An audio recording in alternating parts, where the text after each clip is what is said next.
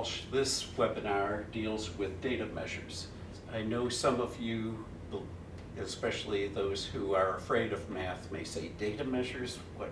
I don't want anything to do with those, but believe it or not, every day of your life you come in contact with some form of data, whether it is what is the automobile that has the best miles per gallon, what is the cell phone plan that is best for you, and probably in your profession that you will find that people will be making proposals and you have to evaluate what the information that they are presenting to you.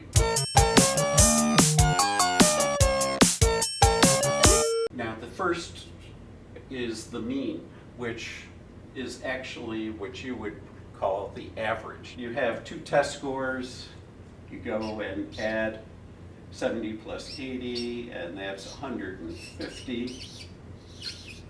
And now what you do is you have 150 points, and you are dividing it by the number of test scores, which are 2, which is equal to a 75 average, or a 75 mean. It means middle, or the middle value. And an example of this is, say, with class size, that I get asked frequently, well, what is the average class size at Temple? And so say that you are taking 5 courses, English with 20 students, math and French with 25, history with 30, but then you also have a psychology course of 400.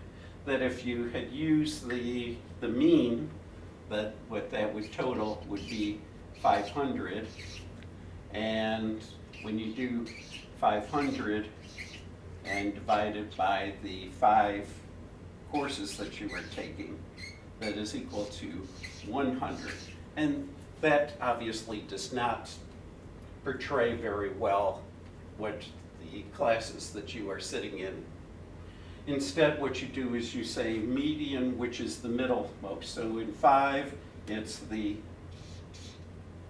third in order, and so 25 is the median. The median is most appropriately used when you have some values that are much different than other values. In this particular case, the psychology with 400 students is much different from the 20, 25, or 30. And so sometimes it is a very large value. The other time when you have to be very careful is when some of the values that are being presented with the data are 0. That when you calculate things, that zeros really significantly change things. So median is most effective when you have some very different values than the rest of the data that you are using. Mode means most, and this is usually used when you have what we call bimodal distribution. And an example of this is people's income in Philadelphia. So you have some that are relatively poor and some that are fairly rich, with a group in the middle. Now if you had done the mean, it may have ended up like this. If you did the median of this, it may be there. But neither of those really capture what the people's income are.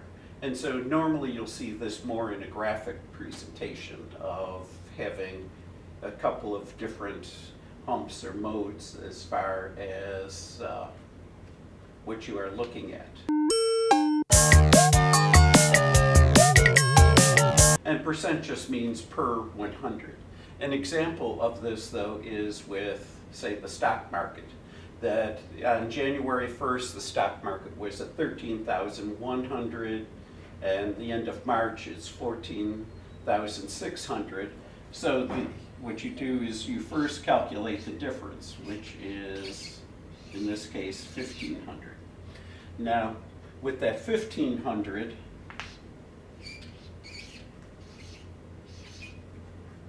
what you do is you divide it by the earliest. So it doesn't matter whether it's the largest number or the smallest number or whatever, it's the earliest number.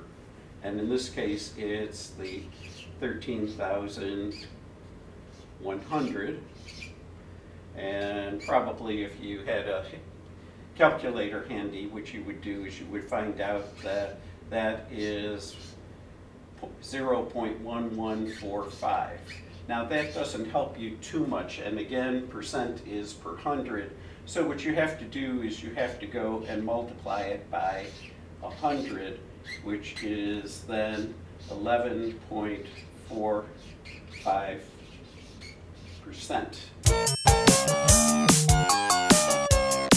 Another thing that you should be aware of is graphic presentations, because you're going to see quite often data displayed in a graph. And again, this is using the stock market information that we just covered. And basically what I would say is that there is not necessarily a right or wrong way of doing this. It depends on what you are trying to convey to the audience that you are looking at. So again, here's the 13,100, and at the end of March it's 14,600. And so if you want to show that it is a relatively small change over time and what the direction is of in this case, the stock market, what you probably do is you want to start with 0 and move up to about 15,000 in this particular case. And so in this case also what we call the scale interval, the amount of, in this case, value of the stock market, 5,000, 10,000, 15,000.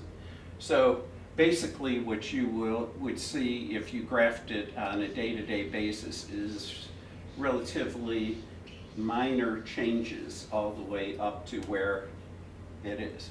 And if you then calculated a percent, that this would be the 1,500 or the 11.45%. And in order to do the large change, again, we're using exactly the same data. However, here's where 13,001, you notice now that the starting point, we've made it 13,000, and the upper limits are more 14,500 plus. But now if you graph the same data on a day-to-day basis, what you may do is find that it's going up, it's going down all the way, but then again, you're ultimately up to 14,100. And again, if you would calculate things, you're still dealing with 1,500 point difference, which is 11.45%. Basically, when you especially take a look at the newspaper or magazine or something, that you end up taking a look to see where the scale is, because while sometimes it appears as if things are really moving all over the place, it may be because they have changed where their starting point and ending points are. The placement of columns of information that you have influences how a person interprets things. That normally people end up taking a look at one column or row of information with the next one.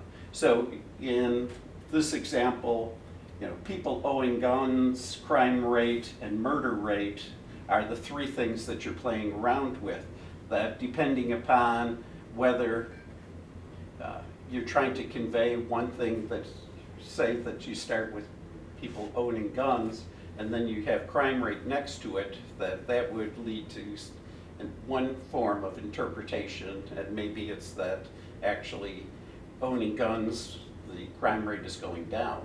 On the other hand, if you switch them and had murder rate up here, people are taking a look then and comparing people owning guns with the murder rate, and that may be going up.